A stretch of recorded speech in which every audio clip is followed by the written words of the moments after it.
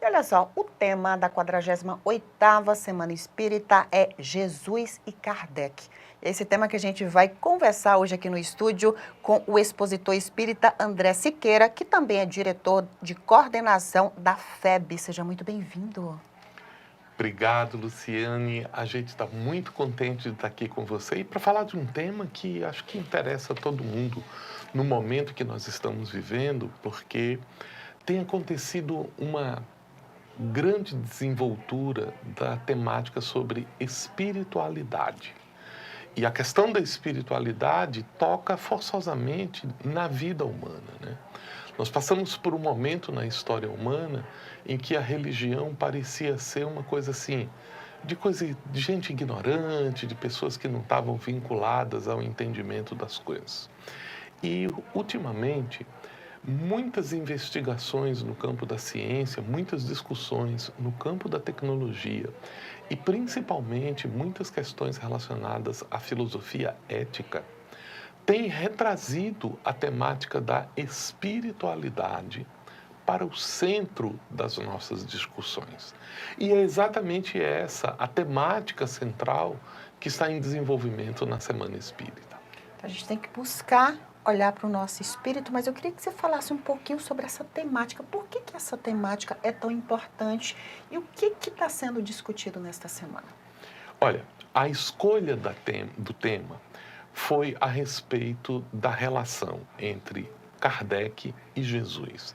E não foi uma escolha aleatória, né?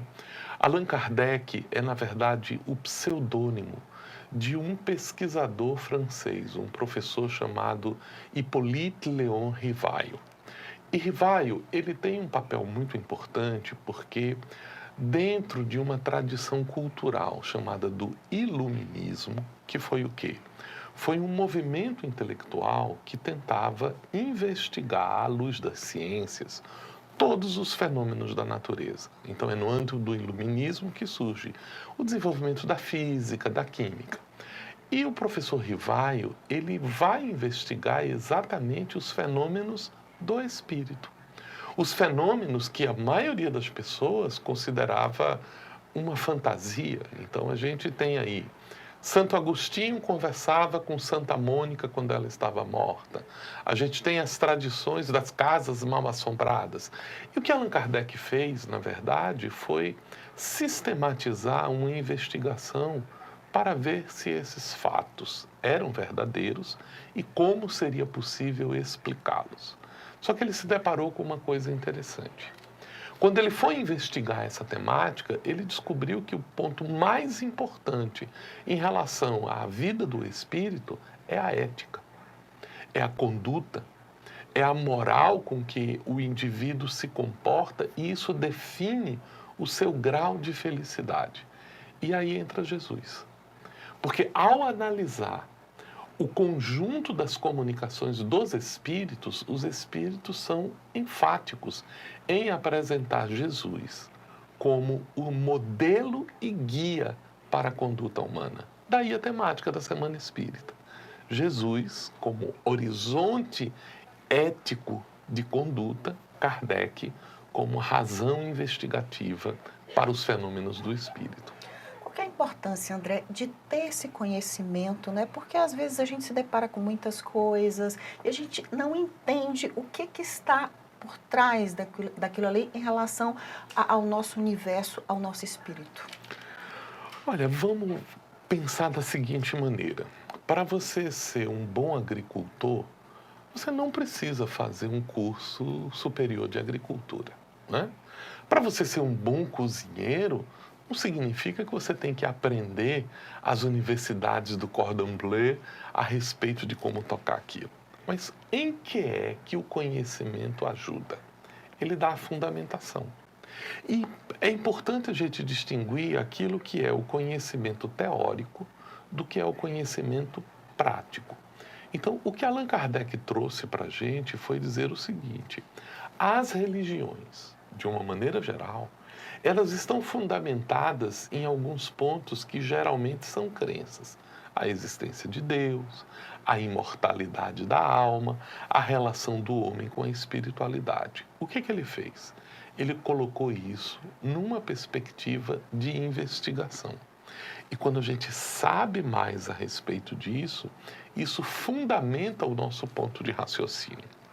Kardec traz uma máxima que é bastante interessante a respeito disso, quando ele propõe que somente a fé que pode encarar a razão face a face é que pode ser considerada uma fé inabalável.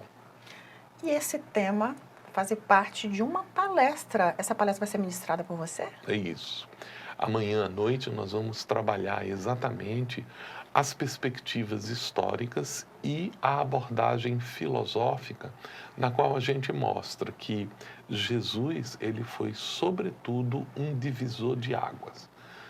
A proposta ética que Jesus ofereceu, ela mexe na nossa ética, ela mexe no nosso direito, ela mexe nas relações familiares. Imagina isso, Lu, num tempo em que as mulheres valiam menos do que os animais, em que era possível você casar-se com a mulher, gostou dela, você vai lá e devolve a mulher na casa. Esse era o tempo em que Jesus vivia.